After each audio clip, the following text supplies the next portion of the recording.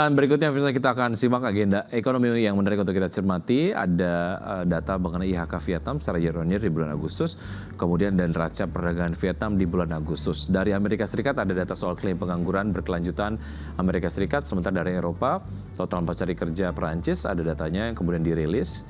Sementara itu untuk agenda emiten pemirsa. Untuk agenda emiten, BTPN, kemudian CBPE, dan juga BINO menggelar RUPS. Sementara itu untuk BPII, dividen tunai. Dan berikutnya kita akan simak pembukaan dari bursa-bursa utama Asia di pagi hari ini.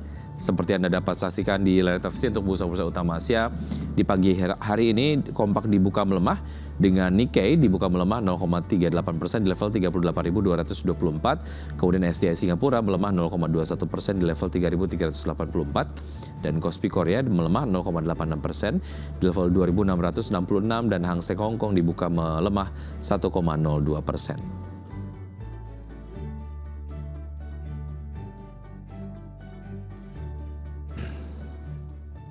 Dan pemirsa, untuk berbincang pagi hari ini di Market Buzz, kami sudah terhubung bersama Bapak Chandra Pasaribu, Head of Research Analyst PT Yuanta Sekuritas Indonesia. Selamat pagi Pak Chandra.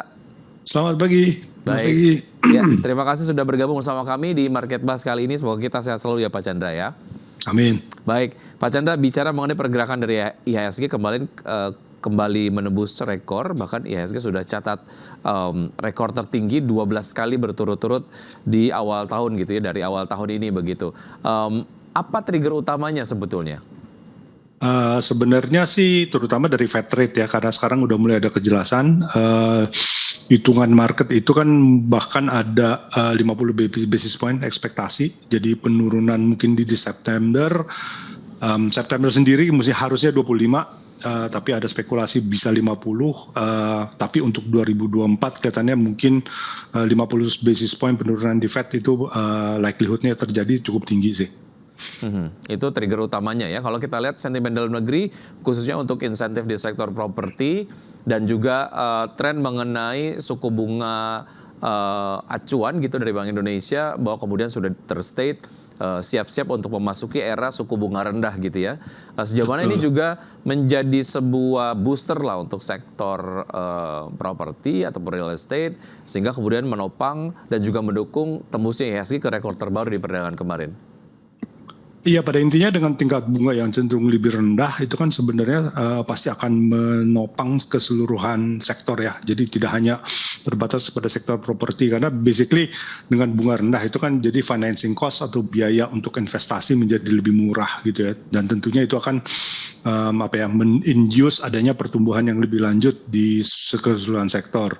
Nah, untuk sektor properti sendiri kalau saya lihat mungkin agak sedikit banyak hype-nya ya, karena terus terang aja sebenarnya kan pembebasan PPN itu kan peraturan itu kan sudah diberlakukan dan kemudian diperpanjang ya. Jadi even dari beberapa bulan yang lalu itu pada saat pembebasan PPN itu ada, sebenarnya sektor propertinya tuh udah menikmati insentif tersebut gitu ya. Jadi mungkin dapat dorongan tambahan sedikit pada saat tingkat bunga itu turun, tapi harus perlu diingat bahwa pembelian properti itu kan tidak dilakukan serta-merta ya. Jadi orang beli rumah itu kan dengan pertimbangan yang agak panjang ya gitu. Nggak serta-merta lihat, oh PPN bebas, tingkat bunga turun, besok saya beli rumah. Nggak, keputusannya nggak seperti itu.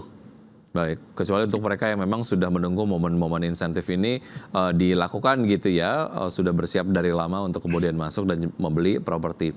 Bicara mengenai pergerakan dari saham berbasis properti BSD dan juga CTRA kemarin naik di atas 5%. Artinya kalaupun jump in ke sentimen ini untuk sektor properti, menurut Anda masih cukup menarik atau enggak, atau udah kemahalan Pak Chandra? Kalau dilihat dari fundamentalsnya sih harusnya mungkin upside-nya relatif terbatas ya, karena tadi sebenarnya PPN insentif itu kan sebenarnya udah in place ya gitu, hanya diperpanjang.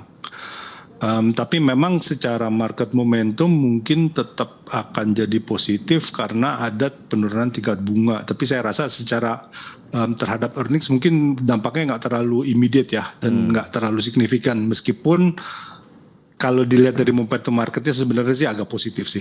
Oke, tembusnya rekor IHSG untuk ke-12 kali dari awal tahun ini, apakah kemudian ini merubah target dari Anda sendiri, Pak Chandra, terkait dengan IHSG untuk jangka pendek dan juga menengah?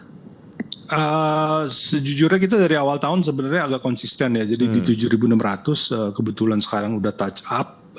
Kalau kita lihat balik secara market momentum sebenarnya sih masih ada potensial mungkin bisa didorong di 7.800 sih, terus terang aja ya, karena kita masih menunggu penurunan The Fed, ini masih ada tanda tanya antara 25 sampai 50.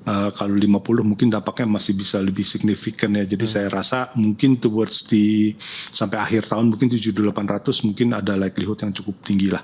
Oke, kemungkinan bisa mencapai 7.800, tapi sejauh ini masih inline dengan yang diproyeksikan oleh Anda begitu ya, bisa kemudian paling optimis bisa masuk ke level 7.600. Baik, bila bicara mengenai nilai transaksi di IHSG ataupun pasar modal Indonesia, kemarin ini juga terjadi karena ada crossing saham yang kemarin kemudian bisa tembus 100 triliun rupiah secara harian, secara volume transaksi begitu. Tapi sejak rekor, seperti apa tren nilai transaksi ini, Pak Chandra?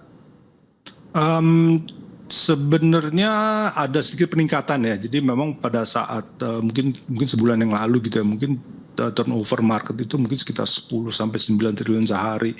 Tapi belakangan ini dengan adanya isu The Fed yang tingkat bunganya akan diturunkan, partisipasi asing sebenarnya cukup signifikan ya, jadi inflow itu masuk cukup bagus lah gitu, sehingga itu juga menunjang trading turnover. Tapi kalau crossing itu biasanya sifatnya lebih strategik ya, jadi kita harusnya lihat mungkin lebih kepada yang transaksi harian yang ordinary lah ya, karena crossing itu kan muncul sekali-sekali aja.